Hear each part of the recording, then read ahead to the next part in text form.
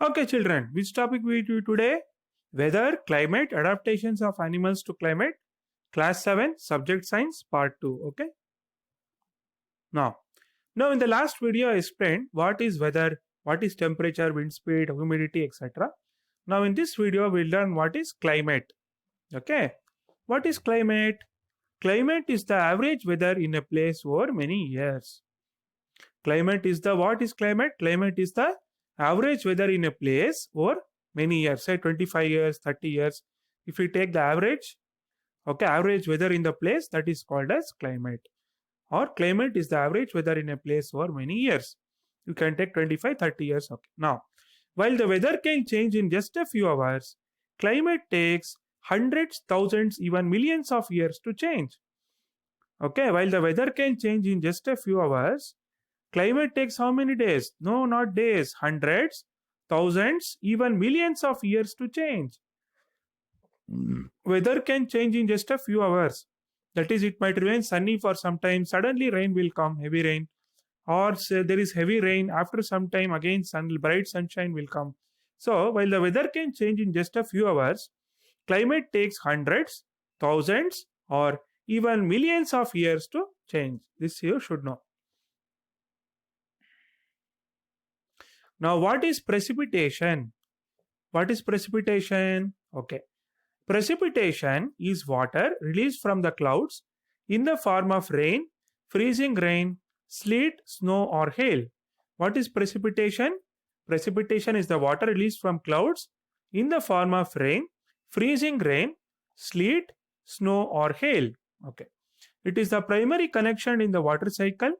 What it is the primary connection in the water cycle that provides for the delivery of atmospheric water to the earth. It is a primary connection in the water cycle that provides for the delivery of atmospheric water to the earth. Most precipitation falls as rain. Most precipitation, how does it fall? As in the form of rain. Types of climate. What are the different types of climate I've explained here? Today, climates scientists split the earth into approximately 5 main types of climate. They are tropical. What is this? In this hot and humid zone, the average temperatures are greater than 64 degree Fahrenheit or 18 degrees Celsius year round, and there is more than 59 inches of precipitation each year. Dry. These climate zones are so dry because moisture is rapidly evaporated from the air and there is very little precipitation. They are very dry because moisture is rapidly evaporated from the air. There is very little precipitation. Okay. Now it is temperate zone. In this zone, there are typically warm and humid summers with thunderstorms and mild winters. Temperate zone. So in this zone, there are typically warm and humid summers with thunderstorms and mild winters. Continental. These regions have warm to cool summers and very cold winters. These regions have warm to cool summers and very cold winters. In the winter, the zone can experience snowstorms, strong winds, and very cold temperatures, sometimes falling below 22 degree Fahrenheit, that is minus 30 degrees Celsius. So, temperature sometimes can be so cold, sometimes falls below 22 degree Fahrenheit or minus 30 degree Celsius. Polar. In the polar climate zones, it's extremely cold.